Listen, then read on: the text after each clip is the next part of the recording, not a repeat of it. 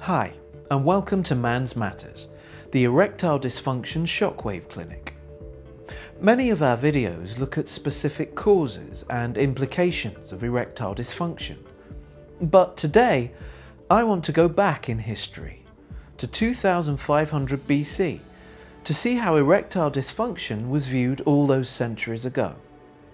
In China, ancient philosophers believed that erectile dysfunction was caused by an imbalance of yin and yang, which are contrary forces that interconnect.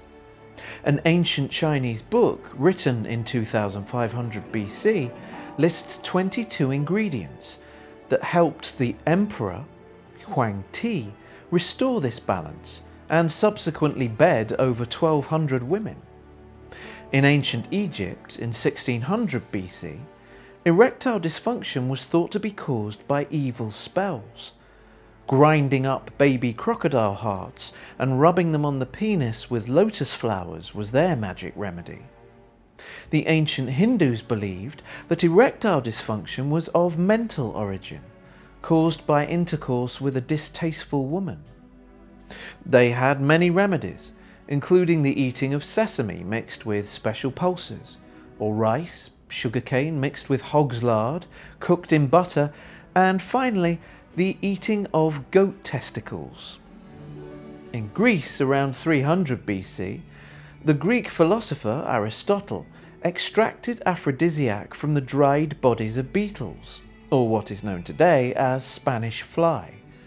This was used for centuries, but today is considered to be toxic for humans.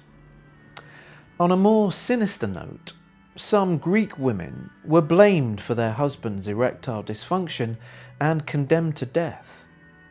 In ancient Rome, noblemen were encouraged to have sex with both sexes, and sex was intricately linked with religion.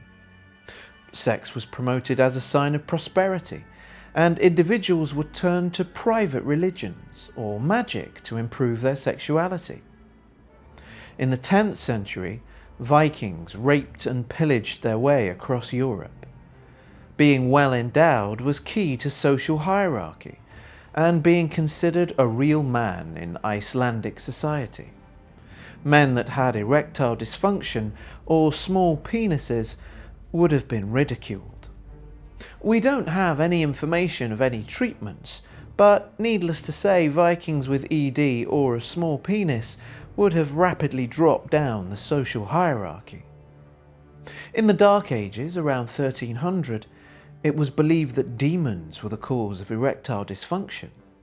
The Malleus Maleficarum, the Hammer of Witches, a major textbook for witch hunters, was first published in 1486. The book documents how witches were able to make men impotent.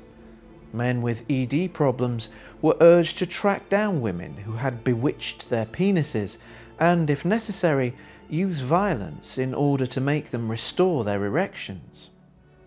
Towards the end of the 16th century, an Italian doctor discovered that you could treat erectile dysfunction by blocking veins that drained blood from the penis.